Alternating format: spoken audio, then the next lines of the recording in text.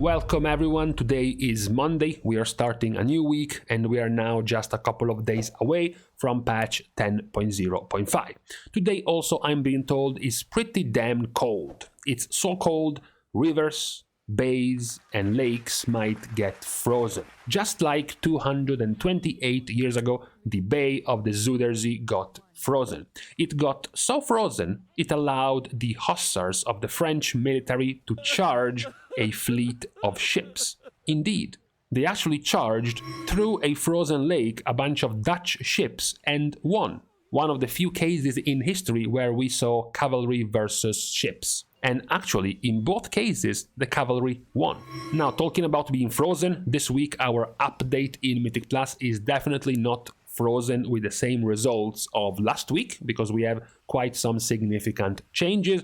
Of course, it might not surprise you, you might not have needed the data I'm about to provide you to figure out that this week is the worst week of the season, on pretty much all accounts. So, we can mostly start by skipping the pleasantries about the popularity and the play rate of the specs, because not too much is changing. Starting from the healers, we still don't have any particular changes, not too many healers have been buffed yet. Mistweaver is about to receive significant buffs in 10.0.5, but not quite yet. So, Resto Druid and Preservation Evoker are still dominating. When it comes to tanks, again, we have a slight loss of Protection Warrior, who is also going to get nerfed in 10.0.5, but at the moment, the situation is still quite clear when it comes to the meta. You then move on to the melee DPS, where you have the least amount of changes overall across all of the roles. We are going to have also a few changes in 10.0.5 right here. We are going to have some nerfs, for example, for Outlaw Rogue.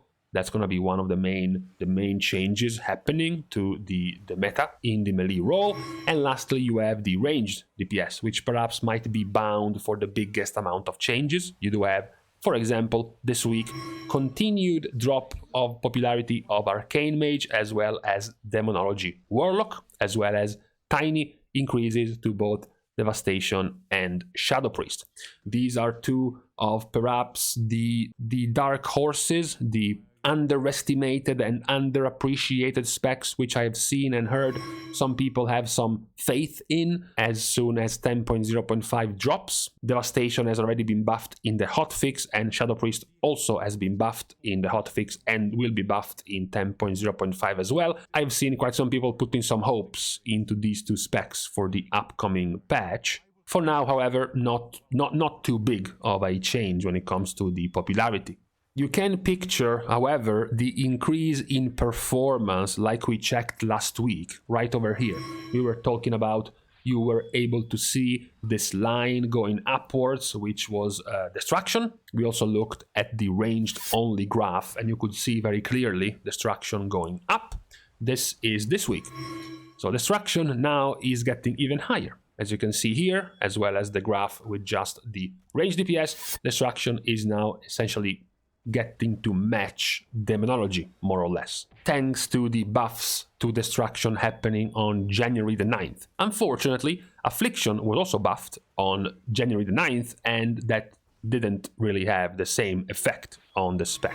This is also the overall performance by looking at Warcraft logs, looking at their keys, comparing the performance and also the amount and the level of keys completed by the different specs. You can see the massive difference from last week, and Demo being quite high and Destruction being middle of the pack. Now you have Destruction passing Demonology quite easily. Not too many other changes amongst the specs. You have Assassination losing 2 to 3 more ranks, you have Devastation gaining a couple, you have Shadow Priest still being more or less there, with Unholy and Feral as well. We have to see a few more changes of 10.0.5, especially changes to specs like Fury, to specs like Arms getting significantly buffed in the next patch. Elemental also will get buffed, Frost and Fire Mage will get 5% more damage, so it's going to be interesting to see next week and also a little bit later than that to see how much things changes from this. We are taking essentially a snapshot just a couple of days before the patch to remember how things were before the buffs actually went through. There is also very little change when it comes to the most popular compositions that we have been checking week by week. Today we just have one new entry compared to last week, which is the new entry of Destruction over Demonology. Now, just to give you an idea of the popularity of these compositions, you can see the amount of runs. Those are the amount of runs every 5,000. So the most popular comps are in the 150 to high 200 range when it comes to the most played compositions. To go, if we have to go and scroll down to find, for example, our first different tank, we have to go down to the 85 runs of this composition for Blood DK and the 80 runs of this composition for Prot Paladin. So roughly twice as little, twice less than the top runs. We have to scroll even further down to find the first new different healer. If we want to find someone that is not a Preservation Evoker or a Resto Druid, we have to go all the way down to 34 runs of this comp right here for Holy Paladin, which is roughly, 6 times less than the most popular compositions that are populated just by Resto Druid or Preservation Evoker. Lastly, we can use this as a good segue to start talking about dungeons, because this is the success chance of the specs.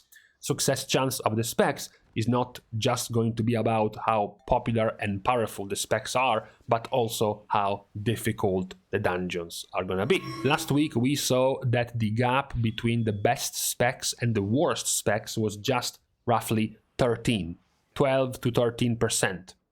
This week is all the way at the gap of 22% difference. That's how wild they can swing in terms of gaps. We have to point out, however, that this gap is skewed by Affliction Warlock, sort of ruining everything. If you don't count Affliction, then the difference between Survival and Windwalker is also 12 to 13%, like last week. We continue to have a few specs which don't show up to be super popular, but with a quite higher success rate than you would expect. For example, Shadow Priest and Feral Druid are two easy examples of specs which have been quite high in the success chance in the past few weeks when it comes to Mythic Plus keys. Also, in the opposite note, much like last week, we still see Demonology at a quite low percentage, despite being quite the popular spec at the moment.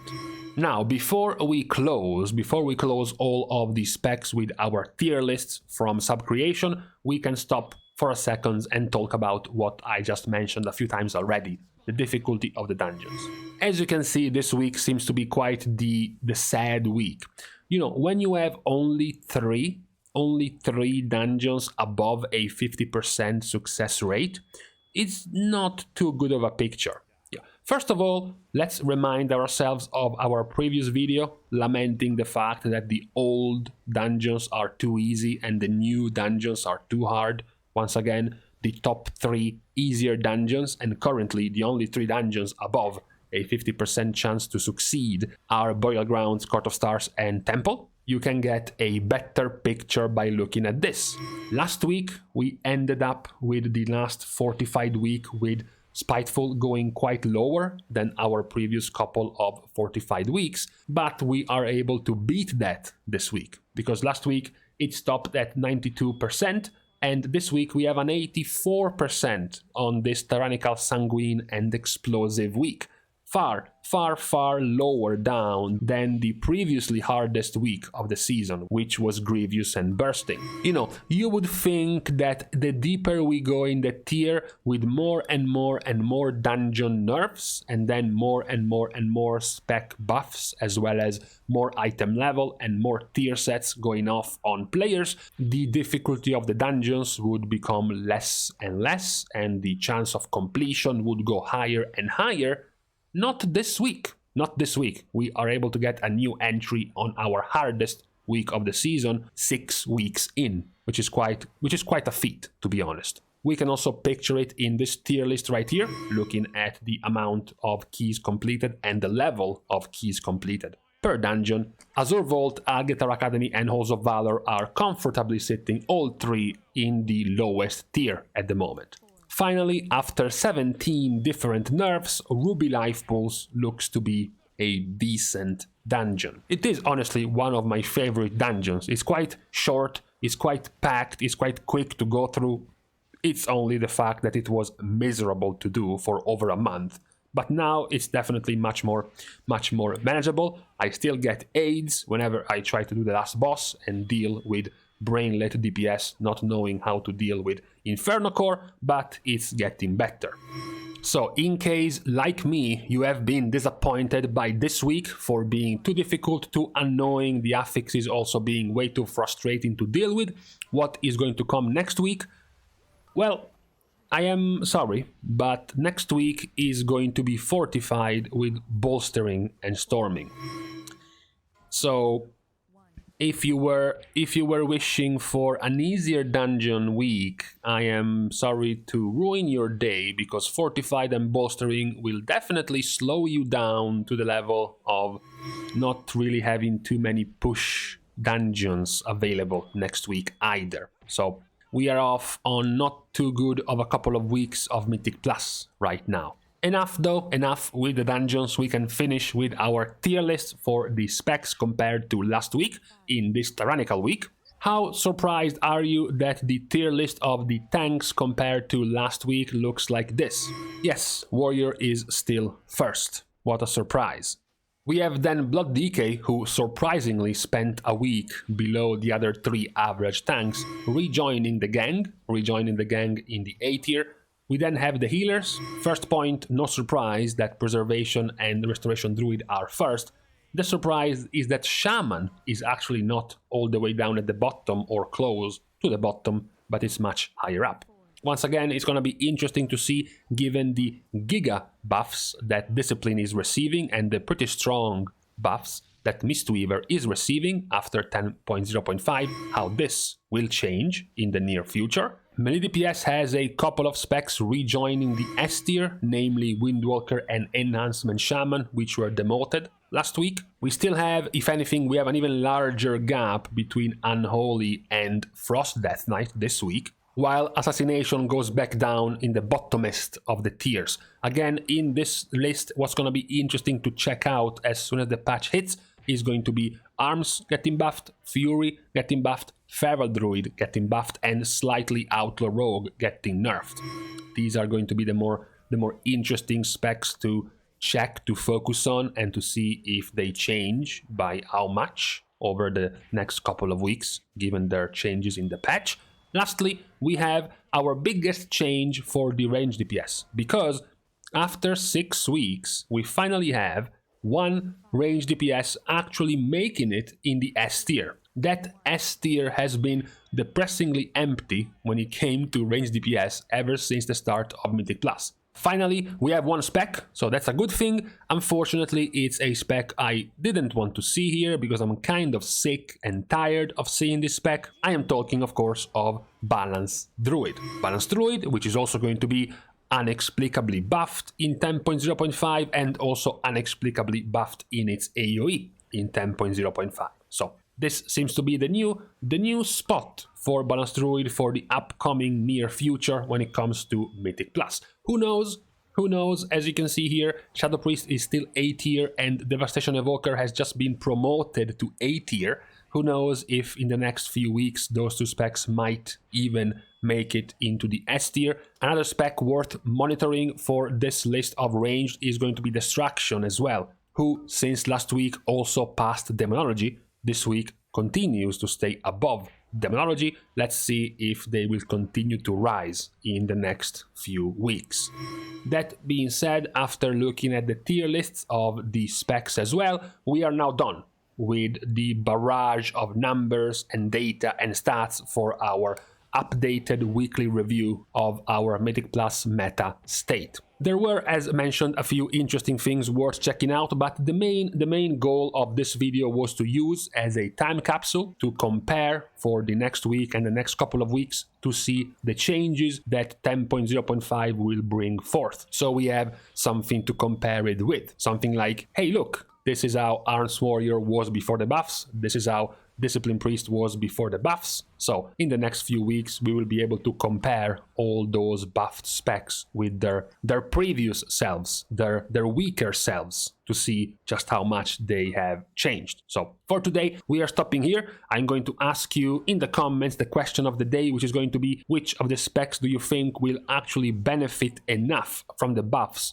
to gain more value in the meta, to actually start being considered as part of the valuable meta specs? Perhaps it's Shadow, perhaps it's Devastation, perhaps it's Fire Mage newly buffed once again, perhaps it's gonna be Arms Warrior or Fury Warrior, perhaps you believe that the nerfs to Outlaw are enough to make Outlaw be less powerful. Once again, who knows? Many players will have different opinions on this. I would like to hear yours as well. With this being said, however, we are leaving each other on this Monday. We are starting, of course, our goodbyes by thanking all of my Patreon supporters for the contribution and the help in growing this channel. You can still support, of course. No need to go and take away money from your simping to your favorite e-girl fund. You can still do it for free. Liking and commenting down below, as well as subscribing to this channel, are completely free ways to support. You can also support by following me on Twitter, which is a nice way to get notified whenever I go live on stream, for example, or whenever I have something to communicate to all of my viewers. That's a nice way to stay updated. Also, to finish, of course, technically speaking, I should be going live sometimes on my stream, starting generally at 10 p.m. Central European times, 1 p.m. Pacific and 4 p.m. Eastern. I am going to go to my doctor tomorrow to get my x-rays done to see if there are any other problems. If that goes fine, then I think I should be cleared to start